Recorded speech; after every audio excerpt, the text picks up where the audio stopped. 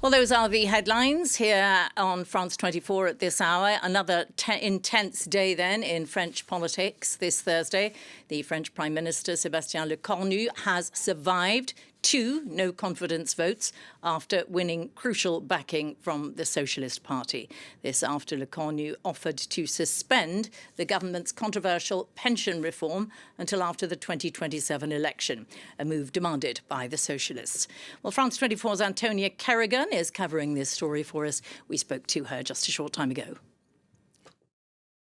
Prime Minister Sébastien Lecornu has said that he is satisfied and that it's time to get to work after a vote of confidence failed to oust him and his government, coming 18 votes short of a majority. Now, the National Rally, who brought an additional vote of no confidence against him, said this was a bought majority who are saving its seats around the table at the expense of the national interest. Meanwhile, the radical left France Unbowed lambasted the left-wing Socialist Party for lending their votes to this government in today's no-confidence vote. Now, this government did indeed survive thanks to borrowed support from the right-wing Republicans and the left-wing Socialist Party. The Socialists afforded their support earlier this week after the Prime Minister announced that he would suspend the 2023 pension reform. However, the Socialists have said that if Sébastien Lecornu would like to see their votes further down the line when he tries to push through a budget, they will be expecting more concessions on issues such as fiscal justice and measures to improve the purchasing power of the French people. The Republicans also lent their support today, but also reiterated that their support is conditional, that they would be expecting him to take a stand against high taxation and against high welfare handouts in the upcoming budget. In other words, their demands are diametrically opposed to those of the Socialists, putting the Prime Minister between a rock and a hard place. Antonia Kerrigan there. Well, for more on this latest development in France's political dramas, I am joined now on set by Damien Lecomte, who is a political scientist at Paris Panthéon-Sorbonne University. First of all, welcome to France 24. Welcome to the programme, Monsieur Lecomte. First of all, I want to start by asking, what happens now? Is Sébastien Lecornu out of the woods? Is he out of danger? And what about the budget, which I think has to be passed by the end of December? Yeah, Sébastien Lecornu today has won at least some time. That is for sure, and it was not a done deal just a week ago or even a few days ago actually. But he's not out of trouble because now the debate will begin shortly on the budget, on the finance bill and the social security financing bill, and he has made 2 major concessions to the left, to the Socialist. That is the suspension of the pension reform, and he has pledged to not use the infamous Article 49.3 of the Constitution that allows the government to stop the deliberation and to force a bill through Parliament without the votes. But now he will have to make compromises with, especially on his right, the Conservative Republican Party, who is no more part of the government. They have decided to not participate in the government anymore, and with the Socialists, who are still in the opposition, and they have contradictory views on pretty much everything, and particularly on the budgetary policies. So it will be very difficult for him to mount some compromises in this parliamentary deliberation, but he has clearly won some time and make the possible to reach compromises. What do you make of this? It looks like they did a deal that the Socialists said beforehand, if you offer to suspend the pension reforms, we will agree not to topple you. That deal was, many people suggesting, organised quite a few days back. What do you make of it? People are saying, he's effectively hostage now to the Socialist Party and their programme. I think that Sébastien Lecornu has shown a greater will to make compromises inside Parliament than his 2 predecessors. Because Michel Barnier and François Bayrou never really tried to make concessions to the left wing. François Bayrou discussed with the Socialists, but he never really made any major concessions with them. And it was a problem because you cannot, when you have such a small minority government with such a small parliamentary base, you have to discuss, you have to negotiate, to find compromises for it to work. So now Sébastien Lecornu has made what Emmanuel Macron consistently refused to do in the last year. He has made this concession on the pension reform, and he seems to be more open to some concessions on the fiscal policies, especially to find some new taxes on the wealthiest. That is what the socialists want to vote. So he is more willing to find compromises with the left wing. But of course, his problem is that now he also has to keep the vote of the Conservative Party, the Republican Party. And now his government is based on a very small parliamentary coalition. It is just barely more than a fourth of the National Assembly, and is completely dependent on both the center left, the Socialist Party, and the right wing, the Republican Party. And he has to find compromises that both of them will agree to not be for his budget to be adopted by the National Assembly, and of course to not be overturned at the end of the year. So let's look at those parties. The Socialist Party then made, it looks like, this deal with Lecornu. In doing so, they broke away from that alliance on the left with the far left, La France Insoumise, the Greens, and the Communist Party. The Socialists broke away from that. Are we likely to see that alliance being hastily reformed if there are parliamentary elections called? I think it is not the end of the left-wing alliance, because the Socialists already decided at the beginning of the year to not vote the first motion of no confidence against François Bayrou, because they had achieved some minor concessions from François Bayrou, even if they afterwards they still voted against his government. But it isn't the first time that they are trying to obtain concessions from the government, and this time it is a greater concession than all those that they have obtained until then.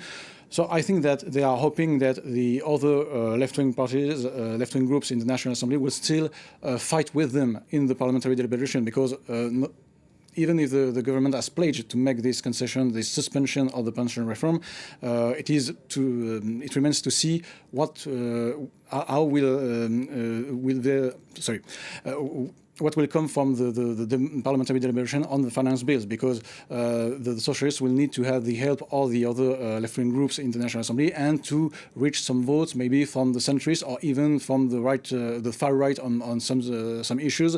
So they will need to discuss with their left-wing partners, even if these partners do not agree with them to support, to not vote against the government and not vote the no-confidence motion. Yeah, if you look at the mainstream right, the moderate right, Les Républicains, they were in a very difficult position. The choice was to be responsible and not topple yet another government, or and in doing so, they would then be allowing the much-cherished pension reform to go out the window. How do you think their voters are reacting to the position they took, which was to keep the government in power? I think that the Conservative voters are very divided, as much as the party and the parliamentary group. That is, last year when the Conservative decided to participate in the Michel Barnier government with the centrists, with the Macronist coalition, it was the first time that they were in an alliance. There was a post-electoral government coalition between the centrists and the Conservative, and it was a very precarious coalition. And for a year, we have seen that there was no political agreement in this coalition, unlike what you can see in any government coalition in parliamentary systems in Europe. There was no real true political agreement within this coalition, and so it was very precarious. And so they decided to leave the government, because Bruno Retailleau has probably seen that Bruno Retailleau, who was the interior minister, and was the interior minister, and who is the president of the Republican Party. He probably saw that his electorate is more and more against the President Macron and to participate in the government, but they know also that if there is a snap election, they probably will lose some seats. So they are really in a difficult position right now. Because they are not in the government anymore, they can vote more freely probably, but they are also losing influence in the government policy. So I think that there have been some rebellious members of the Republican group who voted the no-confidence motions tabled by the far right or by the left. And I think that the group will still be very divided, as their electorate is very divided in the attitude that they should have towards Emmanuel Macron. And there's one party, of course, the far right, the National Rally, Marine Le Pen's party, who have been calling, they have said, we will topple every single government because this is simply a charade. It is time to go back to the French people. It is time to have parliamentary elections. That is, of course, because they are predicted to do extremely well in those elections. She is saying, don't be afraid of facing the people. How likely do you think it is that there will end up being early parliamentary elections? Well, a lot depends on if the far right, if the National Rally vote every no-confidence motion against the government. That means that the government is even more dependent on the Socialist Party. Because last year, when Marine Le Pen decided to not vote against Michel Barnier, at first the government was very dependent on the far right, and that is why it did not discuss very much with the Socialist group. But now that the National Rally has pledged to vote against the government every time, pretty much everything depends now on the ability of the government to reach compromises with the Socialist Party without losing the support of the Republican Party. So right now, the fact that the National Rally is completely and fully in opposition to the government means that the government really is forced to reach compromises with the former governing parties, the Conservative and the Socialists. And it is clear that if there is a snap election right now, the National Rally is probably the favorite to win, maybe not an absolute majority, but at least a greater plurality of the votes and the seats in the National Assembly. If you look at the impact of all of this on the economy, first of all, how likely do you think that those pension reforms, which are only suspended, will eventually be put back as law? There's talk of this wealth tax. It is likely that France will be downgraded, or it is possible that France might be downgraded again by ratings agencies. There's a lot of talk always again about France being ungovernable. You know, what happens to the economy? That is why the parliamentary deliberation on the finance bill and the social security bill will be very difficult, because there are some tough fiscal policies choice to be made. And if the pension reform is actually suspended, that means that the government and the right wing will want to compensate for the costs of this suspension, and the right wing and the conservative want to cut social spendings. They want to raise medical costs and so on, and they want no more taxes on the wealthiest. That is the exact opposite of what the socialists want. They want more taxes on the wealthiest, and they want to protect the social spendings for households. So it's going to be very tough to find the right balance to reach compromises between these two parties. And obviously, the final budget will have to be voted by the National Assembly if the government does not use the Article 49.3 of the Constitution. So it remains to be seen what is going to come from this parliamentary deliberation. Probably there will be some trade-offs between the right-wing and the left-wing parties, but that will mean that we will see probably some an austerity budget that will tax more the wealthiest, but also probably cut on social spendings. Well, there really was a lot to unpack there. Thanks very much. Really, really useful context there.